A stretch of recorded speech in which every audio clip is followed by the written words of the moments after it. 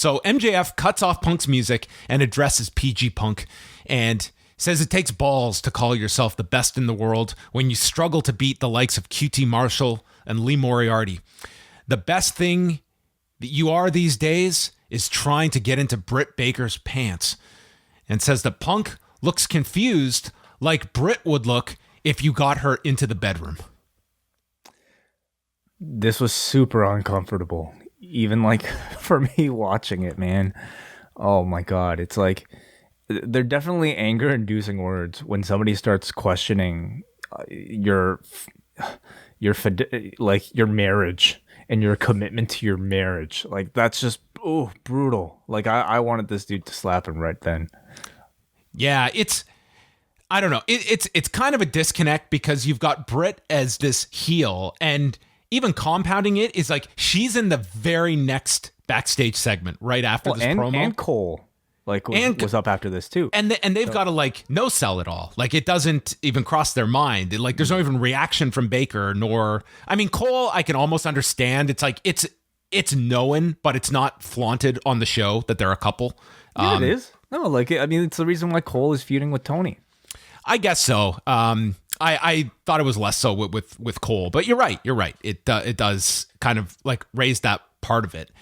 Punk eventually gets the microphone, and his comeback is insulting what MJF is wearing, that it looks like Larry David's pajamas, and says that QT and Lee Moriarty are both better than MJF, and you know it. He stops him from cutting him off and challenges his needle dick to enter the ring. The crowd does chant needle dick, and MJF, taking a page from one Mike Mizanin on Monday, you want to see me take on CM Punk? Too bad. That's what Brian just did. Like, it's in every heel's playbook, isn't it? It's a go-to.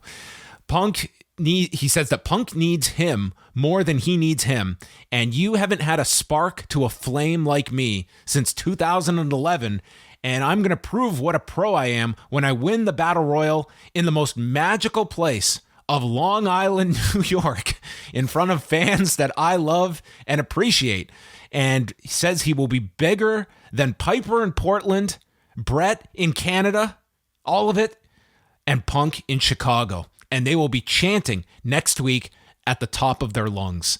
And before we go to the closing promo, or the closing line from MJF, it's that they have really set this up. Part of me was thinking, is MJF trying to think at such a high level that if he cuts this promo of how this crowd is just going to love me, that he believes that they would not respond in that way next week? If he is, he's going to be mistaken, because next week he is going to be completely cheered in that arena. I honestly can't tell. I thought this week was, like, to me, an interesting test to see how Cody would be treated in Atlanta. And we'll go talk about it later, but it was definitely mixed, and I would say maybe more pro Cody than not, especially when he started to come out. Hard to say with MJF what it's going to be like in Long Island, which is, probably a very different crowd from Atlanta, and also against CM Punk, somebody who is universally loved, and I would say probably, more so than MJF, even within Long Island. There's no way this crowd is going to boo CM Punk. I can't say no way. They could say something, but I also feel like MJF will, they will figure out a way to get him booed. If he walks out and there's even half of the crowd booing him, then it really says something about how this AEW audience understands their role in things, because they have really set out the red carpet here for him to get a hero's welcome next week, and I do suspect that's what happens. And I think for 1 week, it could actually be a really interesting segment where it will be the first time Punk can maybe lean into more of like a heel persona, not go over the top with it, but he's in enemy territory and can kind of come at it from a different way than being needle dick guy. Possibly, but ultimately it has to be in line, I think, with the character that he's already built up until this point. And if he all of a sudden insulted Long Island, I don't know if that would make so much sense. But I have a feeling this is going to be a pretty cooperative crowd. Like New York is an area where they understand the concept, especially an AEW audience. They know exactly why they're here. They like this company. It's not like they really want to rebel against its storylines. So I think they will do whatever the segment dictates that they should.